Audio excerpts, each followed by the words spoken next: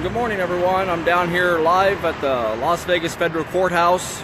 Have some updates that I wanted to go over with everyone, and I thought what a better place to do it than the courthouse itself. Camp Liberty is now officially over for right now, so I'm back down here in Las Vegas. Thought before I actually left town I would do an update and kind of go over some of the things that have been happening for the last 30 days or so. One of the big things is so much good happened out of Camp Liberty down there. We had so much positive change down there. The people in the community was really just happy that we was part of that and helped expose more of what was going on down here. Without people reporting and people showing up and doing these things on the ground, these people don't have a voice. And so what happened down there has been a positive outcome, and I was glad to be a part of it with so many other great people from around the country. Yesterday, I did several jail visits in there, and there's so many to make visits with that it's hard to visit them all in one day or even just a few days. But I had some great conversations with two different people down there. One was Greg Burleson.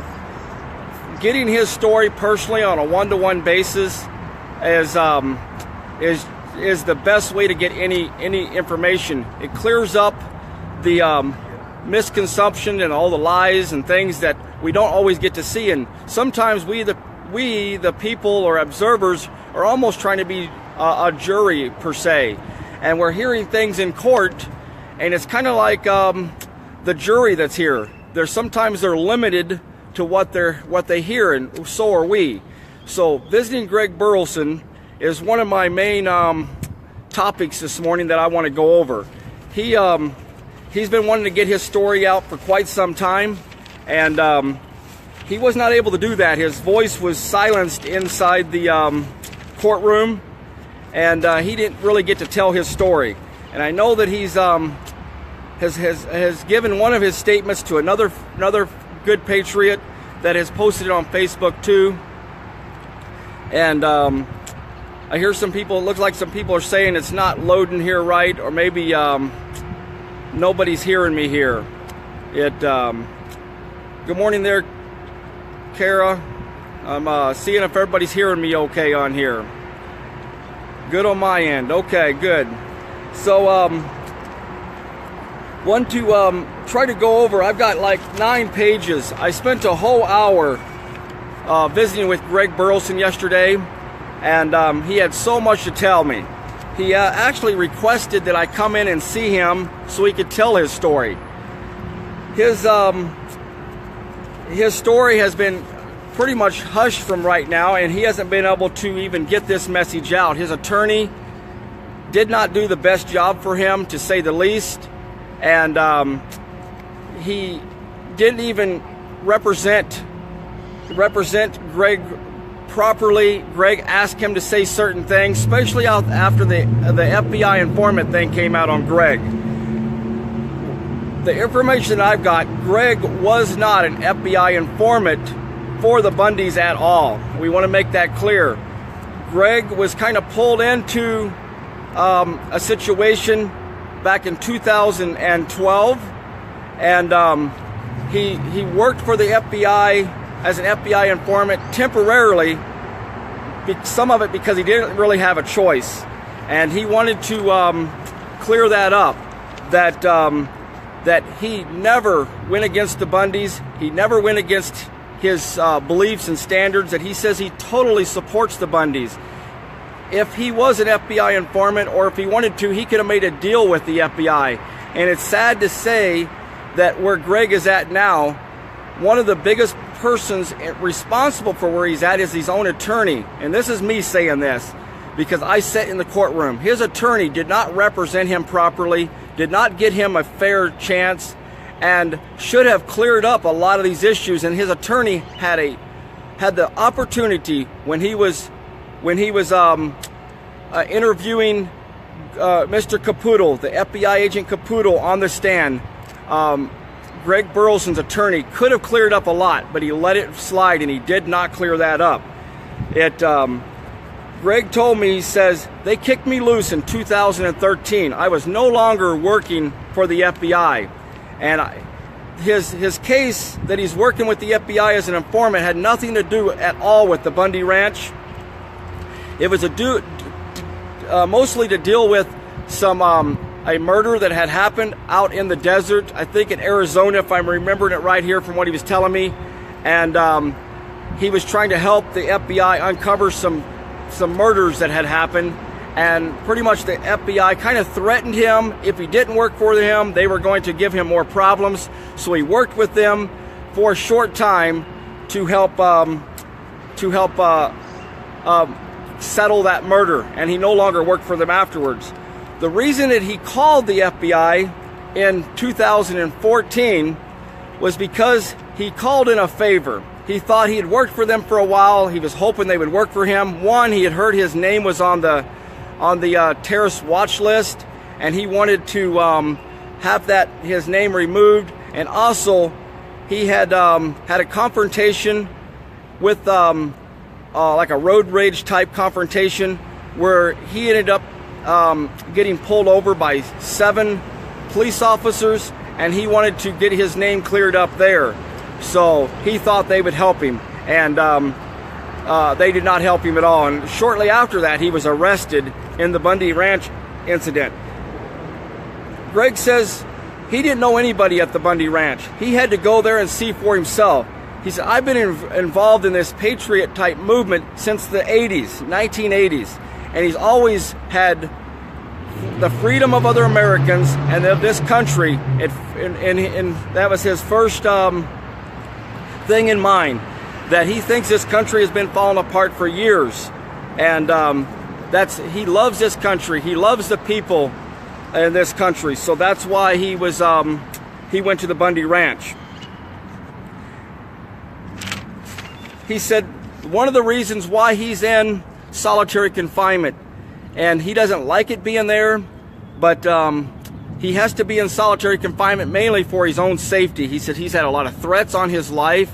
He's been abused by other prisoners that are there, and that he had pretty much no choice but to be in solitary confinement. He doesn't even choose to usually go outside, so he's under lockdown 24 hours a day.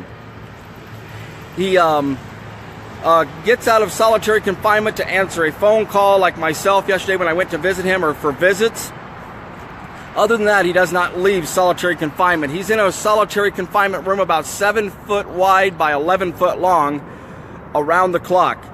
He did tell me that he would do exactly what he did over again by going and helping the Bundys. The only thing that he said he would not do is he would not have talked to Longbow, the FBI fake camera crew. He said, and that didn't even come out true, what happened in there. He had multiple drinks, not just 2 drinks like the government has claimed in court. He said the prosecutor knew this and had seen this evidence, and it had lied himself by saying this. And one thing we want to mainly point out is when the government makes accusations, they cover themselves. The prosecutors can say all kinds of numerous things, and they're not under oath. So when they say something and they say these lies or these twisted versions of things, they're not the ones on the stand. And they say this stuff in front of the jurors or the other defendants there, and what they say is not supposed to be believed. But the jurors believe these things sometimes when the prosecutors tell lies on these guys and misrepresent the truth. And this has happened over and over and over again in this case. Just like last week with Jerry DeLoomis. The judge proved herself to be totally biased in this case. There's no way she can move forward and not be biased against any of these other defendants in the upcoming trial. The judge believes every one of these people are guilty. And for her to add more time to Jerry DeLoomis's already agreed on 72 months and giving 87 months instead of 72 months proves her biasness in this case. This judge should recluse herself at the least. She should remove herself from this case. There's no way she can continue on this case and be fair. Even Greg Burleson said she denied every one of our motions over and over and over again. She never granted us anything that of our motions that we've asked for in this case. Even legitimate motions and things that the prosecutors were bringing up that were lies. The judge continued to deny, even up until the latest of Jerry DeLoomis has denied every single motions of any of these defendants that they've had. Jerry DeLoomis tried to change his plea deal. The only reason he even pled is because to protect his family, the threats that he had against him. And then he decided that threat might have went away, and he decided to change his plea deal. And this judge totally refused to let him change that plea deal. Greg Burleson pleads with people to please write him letters. He's not able to write people letters. He is totally blind, so he cannot write himself, and he has no help in solitary confinement to write letters. But he does have guards that read these letters to him, and this encourages him and uplifts him as he gets these mail in here. He said his mom has been his lifeline. His mom is the one who's been putting money on his commissary and helping him out. And he says she's a saint, and he really appreciates his mom. I did meet his mom at one of the court hearings here back in the trial, and she is a sweet lady. And his mom, he says, is not rich at all, but she is struggling, and she makes sure that Greg has money on Greg's account. If anybody can have in their heart to help Greg out with just a few dollars here and there on his commissary, would be greatly appreciated, and especially with letters. We really need to send him letters. Greg is like any of us. He makes mistakes, and he made mistakes by that longbow with longbow put out. A lot of people was deceived by longbow as they lied and they deceived the people, acting like they were a news crew reporting. And so we need to shower Greg Burleson with lots of letters if we can. Again, he says here, the prosecutors lied. I had several drinks before I even started the interview, and they even gave me more after I done the interview. He says, just because my speech wasn't slurred doesn't mean that I wasn't drunk or I would talk more freely, and that's why I said things that I should not have said in that longbow interview. He even said that that he has a problem with drinking, and the government and the FBI knew this, and so it was a downfall of him. But none of the things, this was a year and a half later, you got to remember this, a year and a half later after the Bundy Ranch incident that he gave this interview, and he's being prosecuted and found guilty on a confession a year and a half later that things that didn't even happen at the Bundy Ranch. He also talked about some of his problems with his blindness and saying that he was on medication for like a diabetes type thing, and that this medication he has been denied since he's been in prison, incarcerated the last 16 months. He says that the only pain pill they actually give him is like a Tylenol type pain pill, and they don't even help him, and it's probably a lot of the cause of his blindness that he has, and he has lost all of his blindness.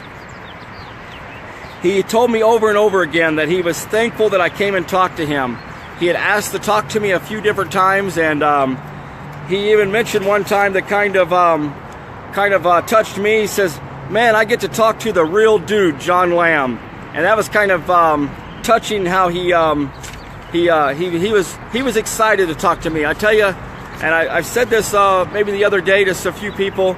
It was one of the best hours I've spent in a long time talking with these guys. Sometimes we struggle through a whole hour. We swap seats and talk with other prisoners, as there's several of us in there.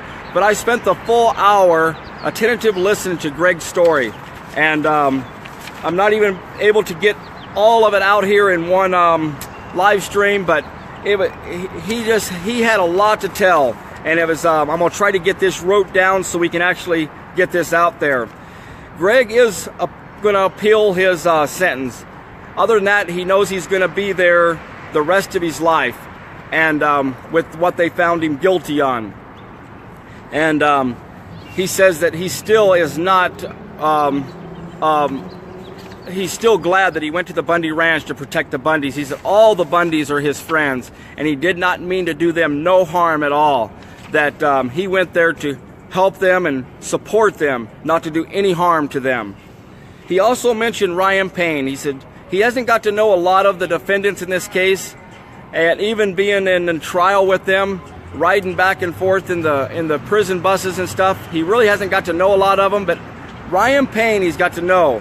He said Ryan Payne has took him under his arm.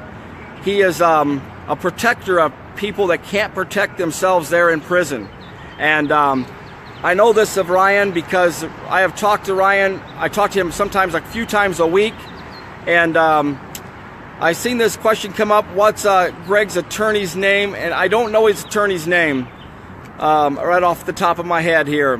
I should have had it wrote down, but I don't know it right off. What Greg Burleson's attorney's name, I don't know that his attorney's name at the moment. But Ryan Payne, even this 93-year-old doctor in there, Ryan took him under his arm. Ryan's taken other people under his arm in prison there, and they seem like every time Ryan does this to any of the prisoners, they move that prisoner. Terrence Jackson, thanks Josh. Terrence Jackson is Mr. Jackson is the attorney's name. But Ryan Payne has been the most feeble, the people that can't take care of themselves. Ryan has always cared for them, helped them out with different and I've heard nothing but good things how Ryan has helped other prisoners in this facility over there in Pahrump, Nevada.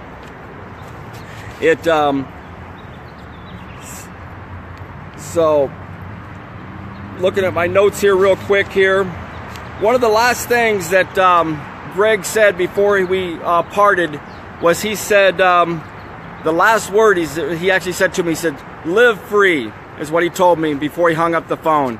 And he's a great patriot. He stands for freedom, and that's why he went to the Bundy Ranch.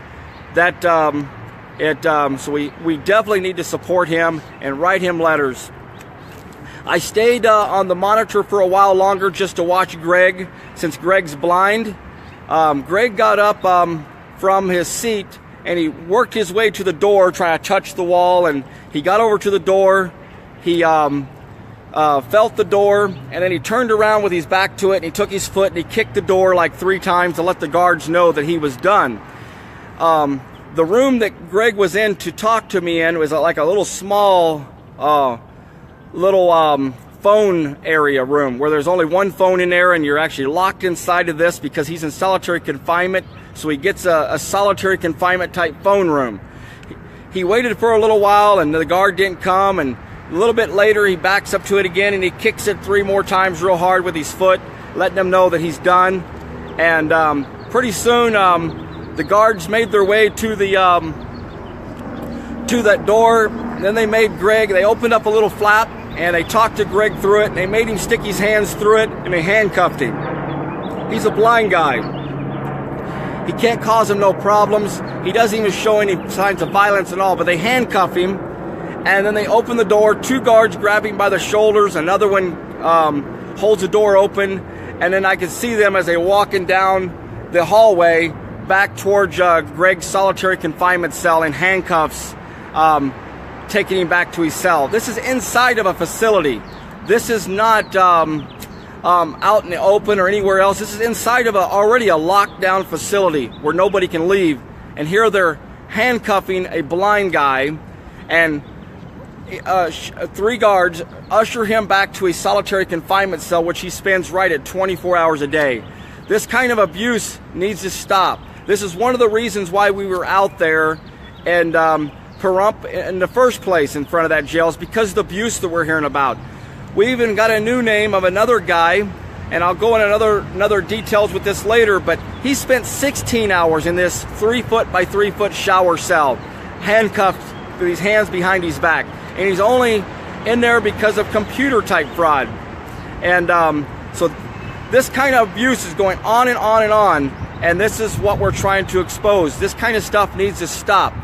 We do have good news about the new warden, how she's treating some of the prisoners, and we do appreciate that. She, I know of at least 2 prisoners that have spoke out about it, and one is Mel Bundy. He said he hadn't had fruit in a long time, and he just had some fresh fruit this last week. Jerry DeLoomis's wife, Susan DeLoomis, called me, spoke with me shortly, and said that Jerry DeLoomis had tasted his first orange in way over a year, a fresh orange, at this new warden's given him. These are things that most of these guys have never ever been convicted. They're still waiting trial, and they're deprived of these smallest things that seem like small on the outside to us, but they're being deprived of all these rights and things that we take for granted here on the outside. This is pretty much all I have for you today, guys, but and I know that these people won't even touch this, Josh. It's a shame that they just ignore these people. They get locked up. There's no one that stands up and tries to protect these people.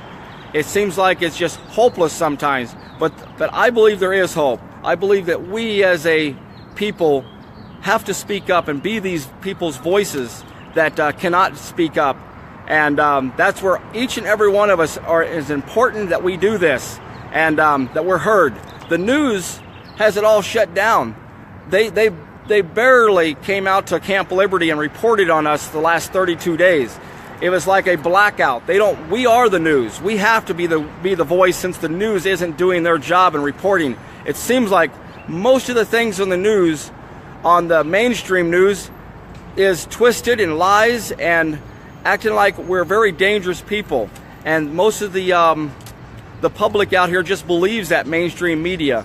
But we have to be that voice. We have to speak up, and we have to say these things. And I'm just glad that I'm allowed to be a part of this and report on this stuff, that people know around the country and the world what's really going on here. And there's no better way, again, to be a part of this than be right here where it's happening, right here witnessing it. I can speculate from afar off what's happening, but being here and witnessing it for myself, there's no better way to do that than be here on the ground myself. Again, this is Las Vegas Federal Courthouse right here behind me. This is where all the court cases have been happening. It's where the last trial happened, and the next trial is going to be scheduled to happen on July 10th, and I will be back here then to keep reporting, to tell what's going on in these courtrooms, and hopefully between now and then we get some more answers to some of this stuff that's happening. And let's just pray that Judge Navarro does the right thing and steps down off of this case and recluses herself, because she is definitely biased, and that shows the tyranny and the corruption that's going on in this courthouse. So thanks again for joining me.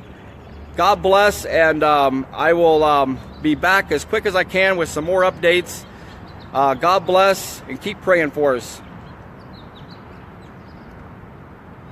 To visit them all in one day, or even just a few days, but I had some great conversations with 2 different people down there. One was Greg Burleson.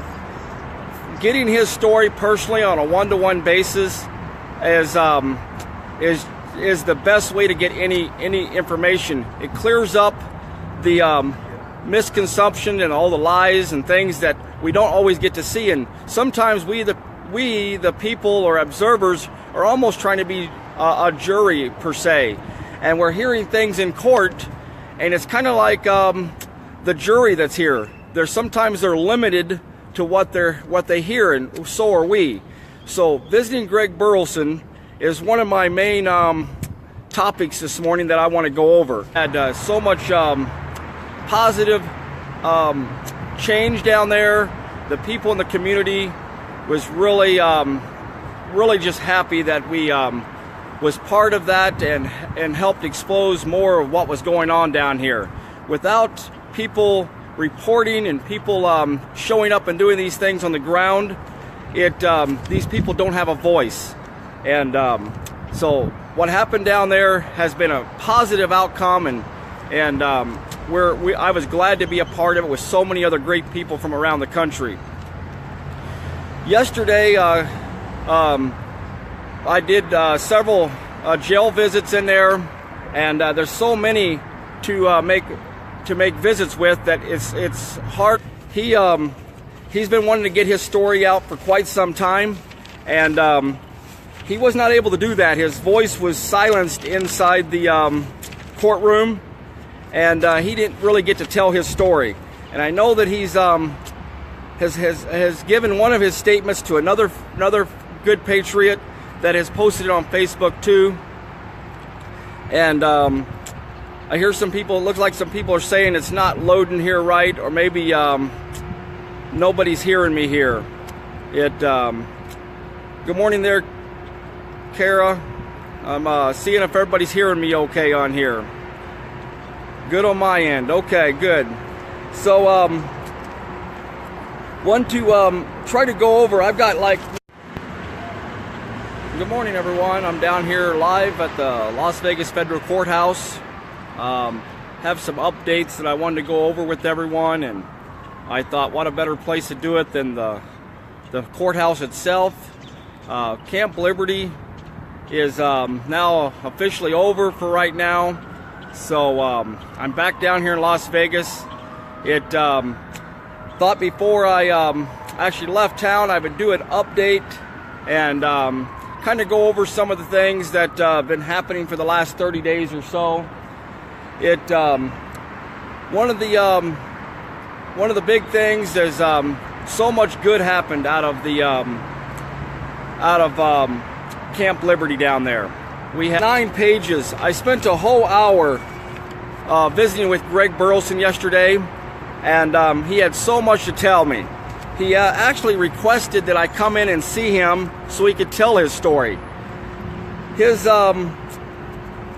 story has been pretty much hushed from right now, and he hasn't been able to even get this message out. His attorney did not do the best job for him, to say the least, and he didn't even represent Greg properly. Greg asked him to say certain things, especially after the FBI informant thing came out on Greg. The information that I've got, Greg was not an FBI informant for the